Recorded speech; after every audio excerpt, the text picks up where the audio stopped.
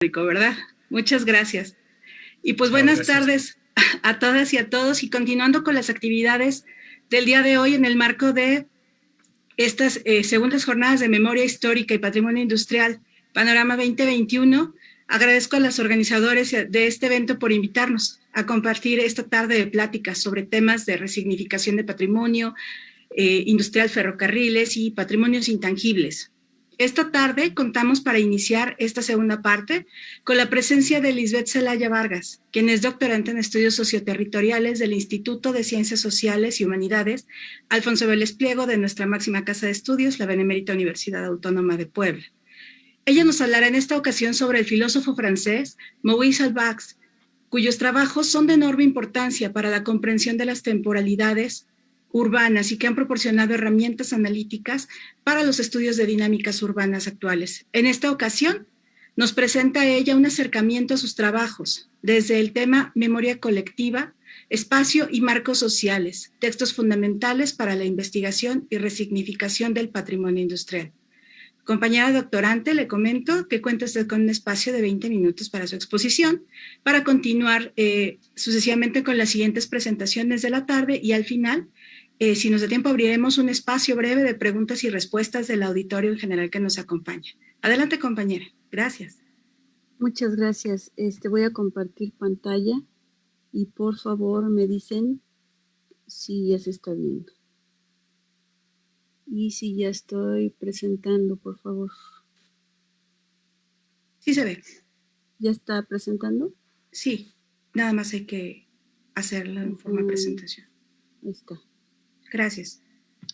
Ok, pues sí, como menciona mi compañera Elda, yo voy a hablar sobre Maurice Halbach y específicamente sobre memoria colectiva, espacio y marcos sociales, porque como lo pongo en el título, considero que es un texto fundamental para la investigación y resignificación del patrimonio industrial. Y claro, inicio agradeciendo a la doctora Tere y al comité organizador del coloquio porque la oportunidad de poder conversar sobre de temas que considero de gran importancia para el estudio del abordaje del patrimonio industrial, pues no se dan de manera cotidiana. Entonces les agradezco mucho que me hayan permitido dar esta ponencia. Y claro, les comento que el origen de esta charla tiene que ver con mi tema de investigación dentro del programa de doctorado en estudios socioterritoriales, que es el eje terminal Patrimonio Cultural y Turismo, en el que planteo la investigación socioterritorial del paisaje patrimonial del ferrocarril San Rafael de Atlisco como estrategia para la resignificación de un patrimonio que considero en riesgo. Pero sobre todo lo hago a partir de su valoración desde la memoria colectiva de ferroaficionados, cronistas y de aquellos que han asignado a este paisaje un significado especial como parte de las decisiones que ejercen como ciudadanos, ¿no? Y que con ello construyen su identidad, brindando a estos acervos posibilidades de subsistencia en el futuro. Y estudiando, por supuesto, el concepto de memoria colectiva, me acerqué a uno de sus principales pensadores, que es Maurice Halbach, por recomendación del doctor Mariano Castellanos. Y al ser un concepto que usamos de manera cotidiana, ¿no?, quienes nos dedicamos a estos temas, me parece que es necesario difundir y reflexionar sobre la propuesta de este autor tan importante y al que muchos aludimos sin darnos cuenta, pero a través de otros autores como Gilberto Jiménez, Ignacio González Varas, Aldo Rossi, entre muchos otros, ¿no? Y claro, es que algunas de las dificultades que se han tenido para poder referenciar de manera directa al autor es que él hay que leerlo en francés o esperar sus traducciones de textos en español. Les digo un poquito de su historia. Maurice Halbach nace en Francia en 1877, es hijo de padres alemanes que eran profesores, él es filósofo, como bien nos dijo Elda, como primera formación, pero se considera también iniciador de la sociología francesa y hace también importantes contribuciones a la psicología, a la antropología social y también estudia derecho, economía política, matemáticas y estadística. Imagínense, él fue alumno de autores tan importantes como Durkheim o Simian, ¿no? Y además tuvo importantes cargos académicos hasta que fue detenido por la Gestapo en 1944. He leído algunas crónicas sobre su vida y fue una historia realmente trágica porque es detenido para ser llevado a Fresnes, un campo de concentración, después detienen a su hijo y después detienen a sus suegros, ¿no? Él es deportado a Buchenwald, donde murió en marzo de 1945, fusilado por los nazis, ¿no? Como les comentaba, él publicó en francés y son relativamente nuevas sus traducciones en español, que son hechas por editoriales españolas. Yo encontré, y quiero comentarles esto, que hay dos personas importantes que lo estudian y uno puede acercarse al autor a través de estos académicos. En México está el historiador Mario Magaña Mancillas y en España el antropólogo Manuel Delgado. Y hablando específicamente sobre la producción de Maurice Halbach, algunas de sus principales obras son Marcos Sociales de la Memoria, que se publicó en 1925, La topografía legendaria de los Evangelios de Tierra Santa, es un estudio de memoria colectiva de 1941, y este del que les voy a hablar, que es el de memoria colectiva. Fíjense que este se publicó en 1950, después de su muerte, y es un texto muy interesante porque en realidad es extraído de varias notas que dejó Halbach, incluso ya estando recluido en el campo de concentración, y nos ofrece los fragmentos de la obra que él pretendía elaborar con el tiempo y en el que se entiende que las relaciones de la memoria y de la sociedad ya se habían convertido en el centro y término de su pensamiento. Pero me pueden preguntar ustedes por qué es importante leerlo y no solo acudir a sus referencias a través de otros autores. Para explicarles esto, quisiera recuperar una reflexión de Mario Magaña, que explica que los estudios de la memoria contemporánea son investigaciones que surgen sobre todo relacionadas con estudios de la memoria de conflictos, ¿no?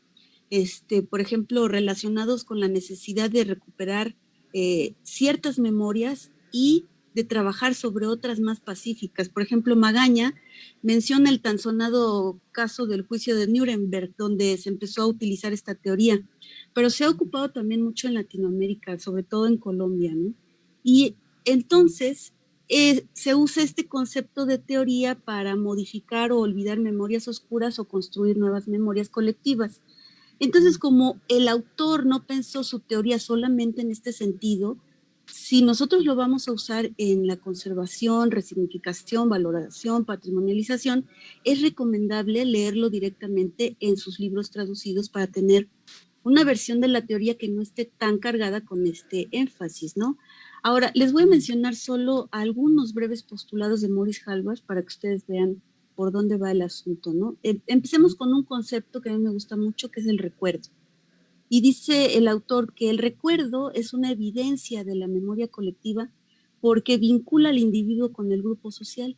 Por eso es posible que sea nuestro objeto de estudio. Comenta que quienes estudiamos a partir de la memoria colectiva debemos preguntarnos en qué momento empezamos a olvidar, qué se olvida y qué se recuerda. Y yo diría además conocer el contexto de estas decisiones, ¿no? Por ejemplo, en el tema del patrimonio industrial, esta es una de las preguntas fundamentales para la valoración, para la patrimonialización, para la resignificación. En temas, por ejemplo, de conservación y restauración es principio y fundamento, ¿no? Esto de qué se olvida y qué se recuerda. Ahora, algo también interesante es el tema de la pertinencia de nuestras investigaciones, ¿no? Porque el autor aclara que las cuestiones de la conciencia como la memoria colectiva son objetos de estudio válido. Y quiero platicarles que él es, como les decía, autor de la Escuela Durkheimiana, y entonces cuando ustedes lo lean va a ser muy didáctico porque lo que hace él es plantear un problema y demostrarlo a través de la casuística, ¿no? O sea, habla sobre casos particulares para demostrar su teoría y entonces se escribe hasta me acordaba mucho de Carl Jung cuando lo estaba leyendo, ¿no? Utiliza el análisis causal del estudio de la memoria como evocando a testimonios y a los marcos referenciales de quienes refieren, obviamente, estos testimonios. Lo primero que tendríamos que entender para entender al autor es que las memorias no refieren a nada mientras no somos seres sociales. Por eso se habla de los marcos sociales de la memoria. La memoria colectiva parte de la idea del recuerdo que si bien se da desde la memoria individual, realmente se encuentra en los límites que se relacionan con las redes de solidaridad, porque la conciencia nunca está encerrada ni vacía. Entonces el recuerdo es la frontera o límite, ¿no? Quienes somos cercanos a estas teorías podemos encontrar estos conceptos en autores como González Varas, ¿no? En este artículo que hace de las ruinas de la memoria, en este libro. Y de hecho, sus definiciones de memoria de estos dos autores son como muy cercanas. Entonces, es claro que el recuerdo no es un elemento psicológico, es un constructo social. ¿Por qué? Pues porque uno no recuerda solo. El grupo social ayuda a construir la memoria y por eso se llama memoria colectiva. Y esta idea, por ejemplo, la retoma Gilberto Jiménez cuando habla de identidad colectiva, ¿no? Entonces, si bien el recuerdo es personal, hay un proceso del recuerdo que tiene que ver con la permanencia en el grupo. Eh, Esto es explicado así: la sociedad ve el pasado, lo construye y lo usa para vivir en el presente, pero aclaro que no es lo mismo el uso del pasado a nivel institucional que su uso a nivel comunitario o social. O sea, yo me refiero a la vida cotidiana. Y es que esto es importante porque la mayoría de las investigaciones que realizamos sobre patrimonio cultural e industrial tendrían que ver con cómo la sociedad ve el pasado, cómo lo construye y cómo lo utiliza para construir identidades que le permitan ser en el presente, ¿no? Muy relacionado con lo que nos decía el doctor Mariano en su ponencia. Entonces, el autor asegura que la memoria es un saber o un establecimiento común del pasado que no tiene nada que ver con la memoria histórica. Aclaro ahora la diferencia porque la memoria histórica procede de la investigación académica convenida, es decir, que tiene un orden establecido, y la memoria colectiva se considera una historia viva. Entonces, más bien esto de memoria colectiva debe de denominarse como una sociología de la memoria, ¿no? La historia tiene la congruencia que debe ser dada según estas conveniencias científicas o políticas que se requieren en su relato, pero la memoria colectiva no. Incluso el antropólogo Manuel Delgado menciona que con la memoria colectiva te acuerdas de aquello que explica el presente y da sentido al futuro. Y con la memoria histórica te acuerdas y da sentido a tu pasado, ¿no? Entonces, la identidad colectiva puede entenderse como el conjunto de conocimientos y prácticas sociales que cada individuo asume para vivir y sobrevivir en la sociedad. Es lo que el individuo sabe a través del conocimiento social para actuar de manera particular en la vida cotidiana.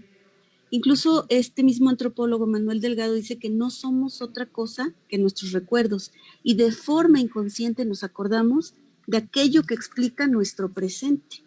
Entonces, recordando esta pregunta de cuándo un grupo deja de recordar, que creo que es una pregunta que atañe de manera directa a quienes abogamos por la conservación del patrimonio industrial, Maurice Holbach aborda diferentes caminos para entender esto. Uno de ellos es, como les decía, el recuerdo, ¿no? Que además tiene diferentes movimientos. Por ejemplo, hay un recuerdo que permanece hasta que el último miembro del grupo vive, pero al mismo tiempo las nuevas generaciones empiezan a trabajar sus nuevos vínculos para generar su propia memoria colectiva. Entonces, lo importante realmente es que hay una transferencia de recuerdos, aunque si este recuerdo que le pasa una generación a otra no es significativa, el recuerdo puede olvidarse. Pero si el recuerdo sí es significativo, entonces estamos hablando de resignificación. ¿Por qué? Porque se incorpora, ¿no? Entonces hace una nueva construcción. Y ahí nos damos cuenta que en la memoria colectiva pues hay muchos tiempos, ¿no? ¿Y cómo nos apropiamos de un recuerdo? Miren, les quise poner aquí unos ejemplos. Nosotros podemos ver, por ejemplo, cómo nos apropiamos de un evento y lo hacemos nuestro cuando, por ejemplo, decimos, cuando los españoles nos conquistaron o cuando los gringos nos quitaron el territorio, ¿no? Vean cómo nos apropiamos de un evento en el que realmente nunca estuvimos, ¿no? Y esto funciona en realidad como un pequeño ritual que refuerza un dogma y que le da forma a la memoria colectiva. Yo, por ejemplo, aludo en mi investigación, entre muchas otras cosas, a un poema de una escritora muy, muy joven que se llama Nadia López. Es de Oaxaca y ella en su poesía habla sobre el ferrocarril de pasajeros. Les voy a leer un fragmentito. El poema: el tren se ha detenido en un tiempo dormido y quieto. Es el tiempo de la memoria, de la espera.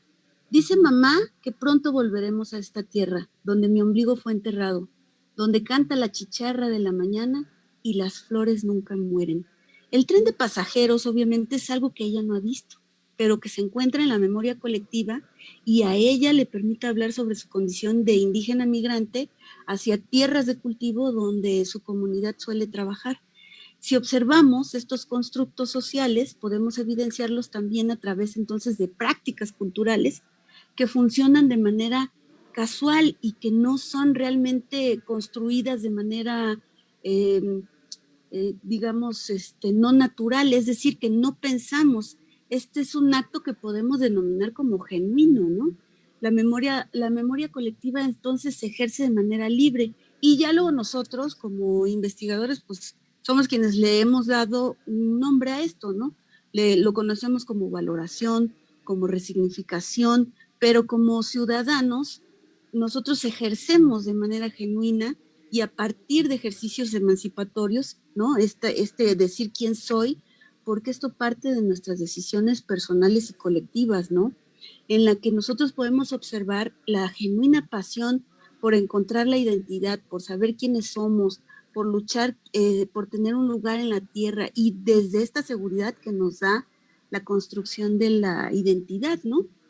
Entonces, hablemos sobre la memoria colectiva y cómo tiene esta relación con la investigación del patrimonio industrial. ¿Qué significado tiene para nosotros entonces un evento que no hemos vivido, ¿no? A los que nosotros aludimos en nuestras investigaciones. Y como estudiosos del patrimonio industrial, ¿cómo es que nosotros hablamos de un tiempo común, ¿no? De este tiempo industrial.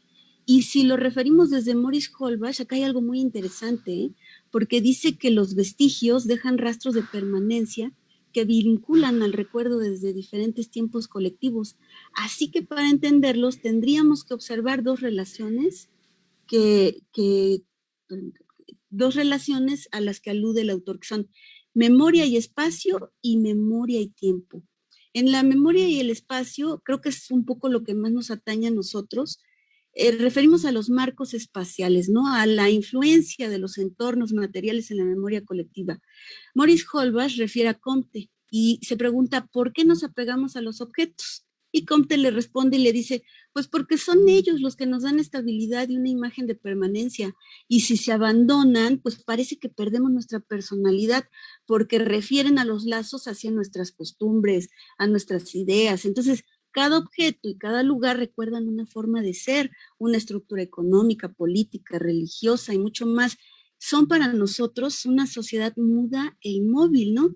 Y tienen un sentido que desciframos constantemente y creo que a eso nos dedicamos, ¿no? La mayoría de nosotros. Entonces el hombre transforma el espacio y Holbach dice, sí, pero el espacio al mismo tiempo determina la vida del hombre y de esta manera se relacionan conformando una comunidad hombre y espacio que refieren al ejercicio de su memoria. Y ya los acontecimientos excepcionales, como a los acontecimientos a los que nosotros aludimos en nuestras investigaciones, pues se sitúan en marcos espaciales, ¿no? Y Holbach dice que esto es porque los grupos toman conciencia de los lazos que le atan a un lugar precisamente en el momento en el que sienten que están a punto de romperse. Sobre esto hay un ejemplo que me gusta mucho del libro porque eso también ha ocurrido en investigaciones que nos han compartido los ferroaficionados de México de la División Puebla. Maurice Holbach en este libro habla sobre la necesidad de pasear por las ciudades y leer todas estas huellas antiguas, ¿no? Por ejemplo, leer los nombres de sus calles para recoger la memoria colectiva que se encuentra en el espacio. Y él hace referencia a un recorrido de un barrio de Francia en el que va hablando sobre calle de los curtidores, calle de los orfebres, y con esto él va evocando un tiempo en el que las profesiones se agrupaban localmente. Si ustedes recuerdan, el año pasado los ferroaficionados nos presentaron una investigación padrísima en la que ellos quieren rememorar al nombre de las antiguas calles y que refieren a las estaciones y a las líneas del ferrocarril, claro, porque ellos son los custodios de la memoria ferroviaria, ¿no? En los estados y en el país. Bueno, pero por otro lado, hay lazos en la memoria colectiva que aluden al lugar, claro, pero que van más allá de la mera territorialidad. Es lo que nosotros podríamos denominar de manera muy común o de manera coloquial como aquello que nosotros llevamos dentro y que podemos llevar de un lado a otro, ¿no? Como cuando escuchas mariachi y estás en Estados Unidos y de todos modos tú tienes eso adentro, a pesar de que ya territorialmente no te encuentres en el país. Y esto tiene que ver también con la duración, ¿no? Morris Holbach dice que nosotros tenemos una convención de la duración, sabemos cuánto dura un año, cuánto dura un día, cuánto dura una hora, pero en la memoria colectiva cada individuo y cada grupo decide cómo subsiste y se inmoviliza el tiempo pasado, es decir, que hay una imagen que generan del tiempo en el que ellos pueden abarcar de un vistazo un conjunto de acontecimientos presentes y pasados. Y esto parte de la facultad de la memoria de remontarse en el tiempo y de volver a pasar sin cesar sobre las huellas que esta misma memoria dejó en el ejercicio de la vida diaria. Entonces, uno realmente escoge los elementos con los que se muestra el mundo, ¿no? Y este es un acto libertario, pero que se ejerce desde la memoria colectiva. Manuel Delgado afirma que la memoria histórica o la historia de una nación se construye incluso a través del olvido de la memoria colectiva, porque es a través de un recuerdo construido que se produce un nuevo relato. Por eso, indagar en la memoria colectiva es un acto crítico y además un acto libertario y emancipatorio, porque aquí nosotros pugnamos por la construcción de identidades y esto es un acto de genuina libertad ciudadana, ¿no? 5 minutos, compañera. Sí, el tiempo sirve entonces en la medida en la que se retiene el recuerdo y el tiempo es en realidad abstracto y no real, ¿no? Los recuerdos son mezclados entre lo que vivimos, lo que vemos, lo que nos cuentan. El recuerdo entonces es una imagen enredada con otras imágenes y los recuerdos también se suman, ¿no? En la memoria colectiva entonces no hay vacíos porque todo es llenado a través de esta mixtura. Entonces, lo importante es que no entendamos a la historia y a la memoria como contrarias, porque la historia ayuda a la memoria como un puente y restablece la continuidad establecida si es que ésta se ha roto, ¿no? Y el autor dice, una de las grandes ventajas de la historia es que al escribirse asegura su permanencia. Incluso comenta algo muy importante, y yo diría que también, pues importante y hasta peligroso, ¿no? En lo que nosotros hacemos. Dice, la historia, al ser leída muchas veces, genera estados de opinión colectivo. Aquí tenemos nosotros un área de oportunidad en el que podemos hablar de resignificación y de patrimonialización. Y bueno, concluyo hablando sobre los cómo. Creo que se mete ruido, pero no soy yo, ¿eh? Hablando sobre los cómo, pues como en toda propuesta teórica, a toda propuesta teórica creo yo que debe corresponder una aportación metodológica. Y fíjense que se dice que Morris Holbach no pudo trabajar en su propuesta metodológica por su trágica muerte que les he platicado, ¿no? Sin embargo, yo podría decirles que al estudiarlo yo sí veo importantes propuestas sobre el cómo lo voy a hacer, ¿no? En su libro, por ejemplo, el autor aclara que las costumbres modernas se basan en capas antiguas, ¿no? Que afloran desde los espacios y en los objetos.